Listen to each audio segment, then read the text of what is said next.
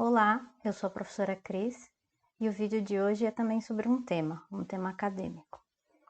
Hoje eu decidi falar sobre o sistema de publicação nas revistas, né, porque nós que trabalhamos na pós-graduação, nós que somos, no caso eu já fui estudante de graduação, de pós-graduação, quem trabalha nessa área, quem atua com pesquisa, quem está estudando a sua especialização, mestrado, doutorado, normalmente é cobrado por publicações. Essa cobrança é um tema um pouco polêmico, mas eu gosto de publicar realmente para difundir conhecimento, para difundir os estudos que eu faço junto com os meus orientandos, junto com o meu grupo de pesquisa.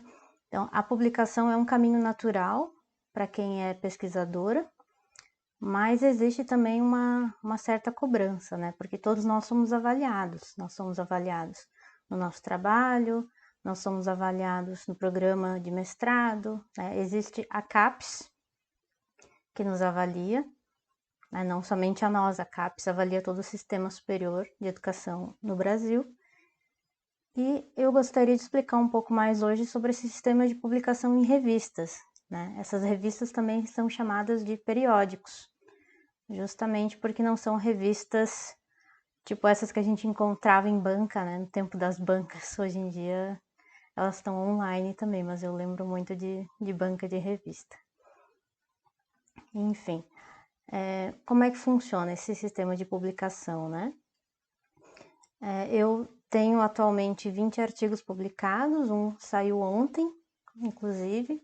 A revista até atrasou um pouquinho, mas saiu a publicação. Eu fico muito contente. Foi publicado em coautoria com um dos meus orientandos do mestrado.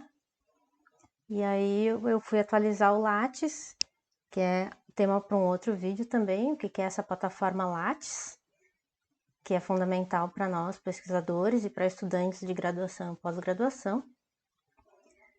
E eu vi no meu Lattes que atingiu o número 20 de artigos, isso me deixou bastante contente. Mas não é só o número que interessa, né? Não é só uma avaliação quantitativa. Existe uma avaliação qualitativa também. Né? E como é que funciona isso? A CAPES inventou um sistema chamado Qualis, né? O Qualis CAPES, que é bem famoso. Ele surgiu em 1998, aí se manteve de uma certa forma até 2006, aí a partir de 2008 teve o novo modelo Qualis CAPES, que está em vigência atualmente, só que ele está passando por transição.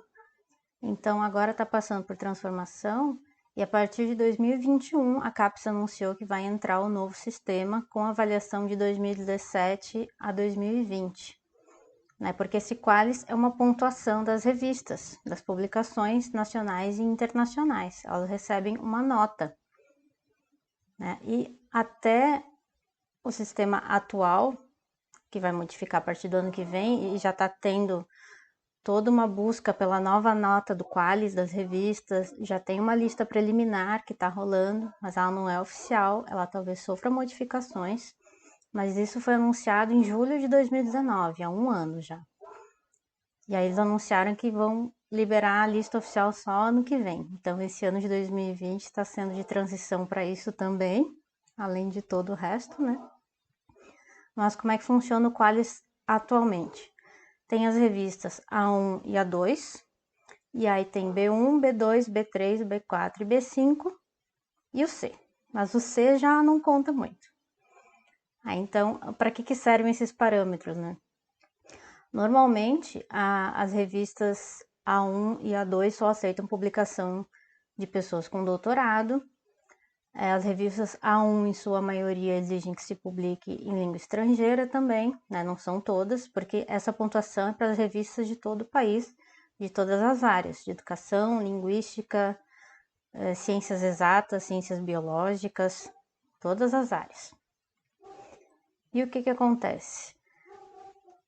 Essa nota é usada como parâmetro para algumas coisas, né? É usada como fator de pontuação.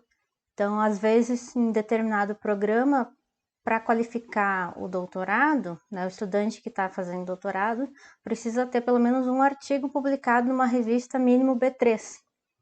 Né? O mais alto é o A1. Então, A1, A2, B1, B2, B3, B4, B5 e o C não conta.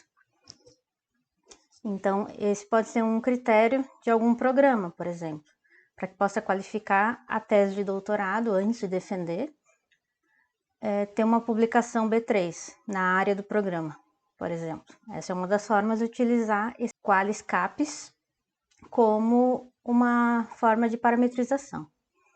Nós também, docentes, somos avaliados pela quantidade de artigos que nós temos, qual é o Qualis da revista em que está publicado. Aí tem muita gente que diz que não se preocupa tanto com o Qualis, mas no fim das contas, nos relatórios, nas avaliações, o que pontua mais é o Qualis A1. Né? A1, A2, A3... Ah não, o A3 é novo, não falei disso ainda. Mas no sistema atual é A1, A2, B1, B2, B3, B4, B5. Né? Eu recentemente tive um artigo publicado numa revista A2, foi meu primeiro artigo no extrato A. É algo assim, nossa, eu tenho um artigo A2, para quem é desse universo, né, e entende o que eu tô falando. E foi com a minha orientanda de mestrado também. Fiquei muito, muito contente. Meu primeiro artigo A2. A meta é chegar a ter um artigo A1. Mas aí tudo isso para explicar que isso está mudando. Então, antigamente era 2 extratos no A e 5 no B. Agora, pelo que a CAPES anunciou, vou deixar a página da CAPES aqui na descrição do vídeo, tem várias informações lá. Eu encontrei também algumas outras informações sobre como surgiu e como funciona, porque nós estamos em muitas dúvidas, né? A gente está passando por avaliação no programa de mestrado, os parâmetros de avaliação estão mudando, então a gente está aguardando essas informações. A previsão, a partir de 2021, é que fique Qualis A1, A2, A3, A4, B1, B2, B3, B4 e C. Né? Então, saiu um B e subiram 2 As. Mas eu não encontrei em nenhum lugar se o A1 corresponde ao que era o A1, o A2 ao A2 e se o A3 era o que era o B1, entendem? Se a classificação que está vigente, ela é equiparada, até porque os parâmetros mudaram. Né? A partir do ano que vem, a partir de 2021, as revistas vão receber um Qualis único, porque atualmente uma mesma revista pode ser B1 em educação, B2 em linguística, B3 em ensino. Ela pode ter diferentes notas em diferentes áreas. E a partir do ano que vem, não. A partir do ano que vem, a revista X vai ter o Qualis Y e só. Não vai ter Qualis diferentes em diferentes áreas. Vai ter uma classificação em áreas mães também. O Qualis referência está sendo organizado a partir de 3 parâmetros bibliométricos. Né? Então, como é que a CAPES construiu isso? Porque a CAPES tem toda uma comissão, tem os coordenadores de área.